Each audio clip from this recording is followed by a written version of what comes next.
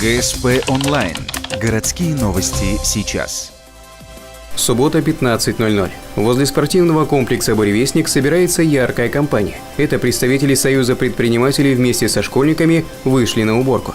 С 25 апреля они каждую субботу вместе с ребятами очищают город от мусора. Сегодня настала очередь улиц Юбилейная, Космонавтов и Дружбы. На определенных районах мы достигли хороших показателей чистоты. Это видно прямо вот если даже посмотреть. Я проезжал по районам, смотрел и уже приятно было. Да, и людям приятно тоже. Люди подходят, спрашивают, а что такое, как такое.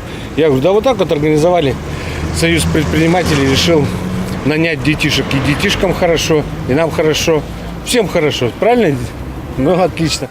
Подобная акция Союзом предпринимателей проводится впервые. И в следующем году ее планируют повторить. Мусора планируют собрать не меньше 3 грузовых «Газелей». В следующий раз на уборку города планируется выйти через неделю. Она же станет последней и завершит акцию.